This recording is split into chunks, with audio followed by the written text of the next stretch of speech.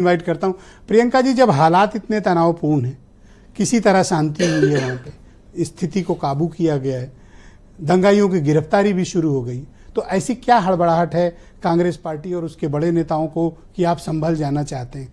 जब तक सारी चीजें काबू में ना आ जाएं तब तक इस पर जाने का कोई फायदा है? क्यों जाएंगे भाई?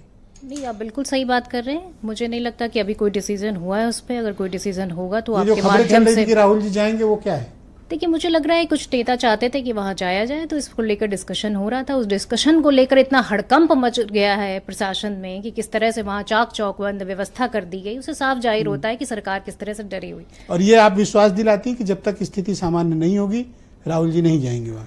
मुझे लगता है कि कम से कम एटलीस्ट उन्होंने जिस तरह से एक ट्वीट पर जो मैसेज किया, जो शांति व्यवस्था बनाए रखने की अपील की, मुझे लगता है कि वो समझदार व्यक्ति हैं और वो समझदारी से ही डिसीजन लेंगे। पर मैं एक बात ज़रूर कहूँगी कि जो याचिका करता है उसके लिए मैं ये कहूँगी कि ढूंढ सके तो ढूंढ ले, तेरे अंदर है भगवान। तू मस्जिद ढूंढ रहा है मंदिर के निशान।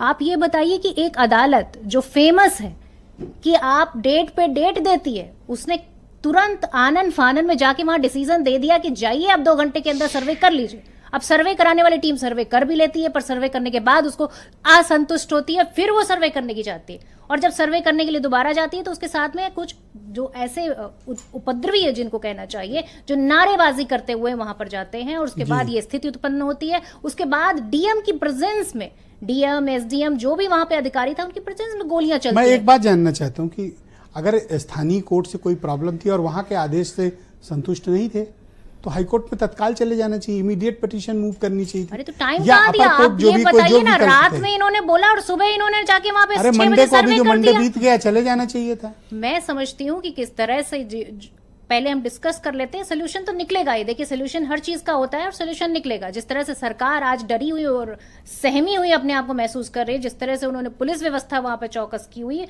उससे साफ जाहिर होता है कि मुझे थोड़ी लीगल नॉलेज कम है, लेकिन मुझे लगता है कि सीनियर डिवीजन के जज ने अगर कोई ऑर्डर किया था, आप इमीडिएट एडीजे के यहाँ जा सकते थे, फाइल कर सकते थे। मेरा नंबर है। हाँ, मैं आप ये लीगल मामला, आप वकील भी हैं, पूछेंगे। Go ahead madam.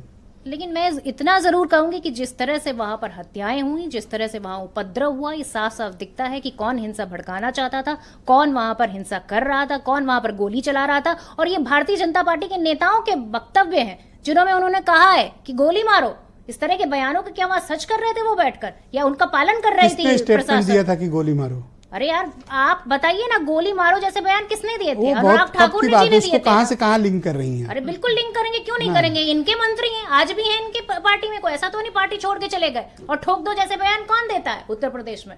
ये सारे बयानबाजी का ही मतलब है, जो साफ साफ दिख रहा है। उसको चरितार्थ किया जा रहा है। क्यों चरितार्थ किया जा रहा है? ये भारतीय जनता पार्टी के प्रवक्ता बेहतर समझते हैं और इस देश की जनता भी बेहतर समझती है। मैं समझती हूँ कि शांति बनाने की अपील कांग्रेस पार्टी करती है और वहां पर शांति के लिए पूरी तरीके से जो भी हो सकेगा सक्षम वो करेगी।